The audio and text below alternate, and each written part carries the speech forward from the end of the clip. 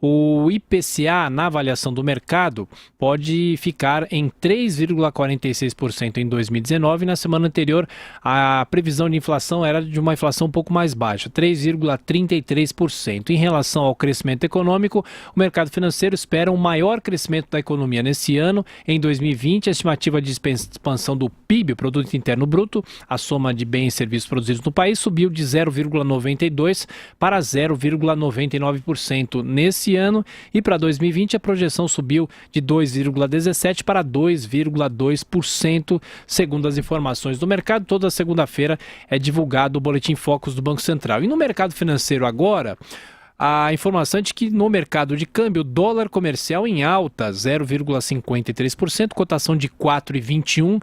O dólar turismo, obviamente, mais alto ainda, mais caro ainda, 4,45. E a Bovespa tem uma queda de 0,28%. Para falar um pouco mais sobre os altos e baixos do mercado financeiro, nós convidamos o estrategista-chefe do grupo Latos, Jefferson Latos. Tudo bem, Jefferson? Como vai? Obrigado por atender a Jovem Pan mais uma vez. Oi, Thiago. Boa tarde.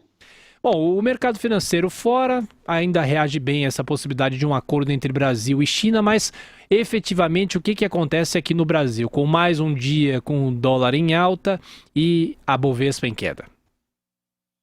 Existe um certo exagero em cima da cotação do dólar, existe uma preocupação ainda sobre o desfecho dessa guerra comercial e algumas preocupações internas sobre investimentos internos e insegurança jurídica ainda, né? Por mais que pouco se fala sobre isso, a insegurança jurídica ainda preocupa um pouco quando se pensa em investir num país, né? Principalmente investir a longo prazo, que é o que a gente mais precisa nesse momento, né? E na sua avaliação, existe mais espaço ainda para o dólar subir? Não, existe um exagero. Acho que tem muito mais espaço para o dólar voltar a se estabilizar em alguns patamares do que ele ir muito além do que está acontecendo, né? Quando a gente pensa no cenário externo, a expectativa é positiva novamente com a guerra comercial, de se tenha pelo menos um pré-acordo ou ainda esse ano sobre Estados Unidos e China. Então isso é positivo, isso tende a trazer um pouco de alívio. Tanto é que a gente vê o cenário externo, aqui está bem descolado, o S&P não para de subir, fez nova máxima histórica hoje, justamente com boas expectativas, tanto sobre a guerra comercial, também quanto a mais um candidato aí de peso para as eleições, o que não deixa de ser positivo, né? Ter um candidato de peso nos democratas para poder, talvez futuramente, a China conseguir negociar até melhor, caso um democrata viesse a ser eleito como presidente, né? Então o cenário externo, olhando para o cenário externo, é positivo, não tem tanta pressão para o dólar quanto está acontecendo agora, né? Ô Jefferson, em relação ao Brasil, se eventualmente esse acordo entre China e Estados Unidos for realmente fechado, selado, muita gente se pergunta, mas e o que o Brasil tem a ver com isso? Tem a ver com relação a investimentos, ao que pode acontecer com o mercado global, não é? Não, com toda certeza. Quando os dois gigantes como China e Estados Unidos entram nesse tipo de guerra, o mundo perde, né? Porque o mundo cresce menos quando esses dois crescem menos. Então, caso eles fechem um acordo e voltem a crescer, consequentemente, o Brasil, como é um cliente dos dois, vai voltar também a crescer junto, né? Então, a gente está no momento que a gente está voltando a ganhar força econômica, e um acordo comercial só teria a beneficiar o país como um todo.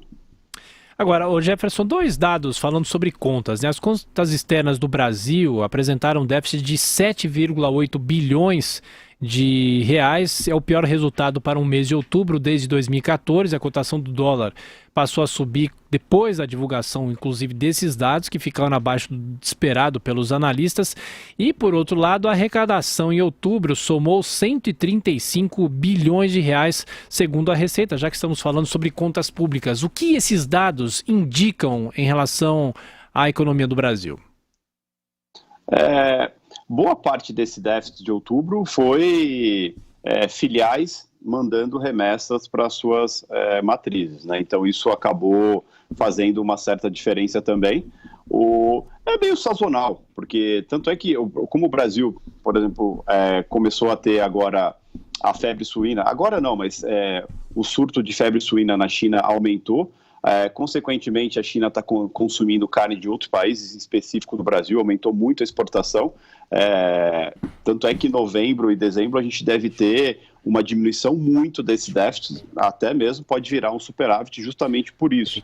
Então é muito sazonal, é muito momentâneo isso, não dá para usar só esses valores como fator único de que a gente está entrando em déficit com isso.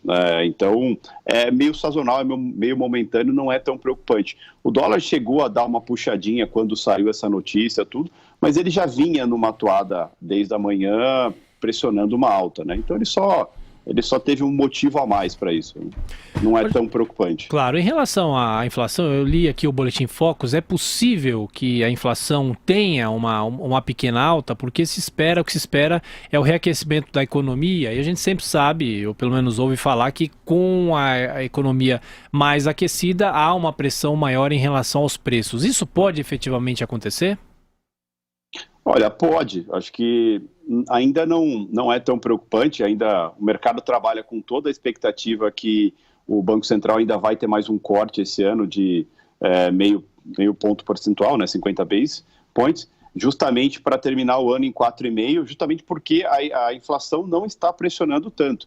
O Banco Central bate na tecla que o dólar no preço atual não está pressionando tanto a inflação a ponto dele se preocupar tanto em tomar mais medidas para segurar a cotação, né? Tanto é que ele fala que a partir de agora, se ele precisar segurar a cotação do dólar, vai ser via juros, vai ser de outras formas, não diretamente no câmbio, tá? Então a inflação, um pouquinho que ela venha a subir, não vai mudar essa expectativa de crescimento e também a expectativa de corte de juros do BC, pelo menos não para esse ano.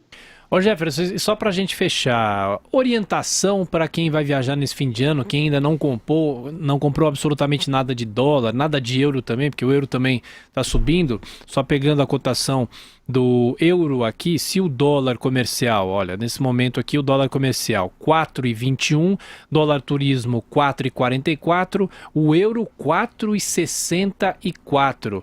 Qual é a recomendação para quem ainda não comprou moeda e vai viajar nesse fim de ano, mas já pagou a passagem, já pagou hotel, aquela coisa toda? Vai comprando um pouquinho todo dia, né? Nesse caso aí, a gente recomenda fazer um preço médio, que é todo dia ir comprando um pouquinho, porque o dólar, apesar de a gente ter uma expectativa que se reduza um pouquinho a pressão dele, não vai ser muita coisa. Mas quando a gente pensa em mundo, em guerra comercial, a qualquer momento pode sair uma solução dela, como pode sair um desfecho que postergue para o ano que vem esse acordo, e isso pode fazer o preço da moeda subir muito mais. Então, assim, a dica é vá comprando um pouquinho por dia, mas não deixe para comprar tudo de uma vez, aguardando que se tenha uma queda expressiva, porque isso não vai acontecer tão cedo. Perfeito. Jefferson Latos é o estrategista-chefe do Grupo Latos. Mais uma vez, muito obrigado pelas análises e pelas avaliações e pelas recomendações também aqui no Jornal Jovem Pan. Bom trabalho. Obrigado, bom trabalho.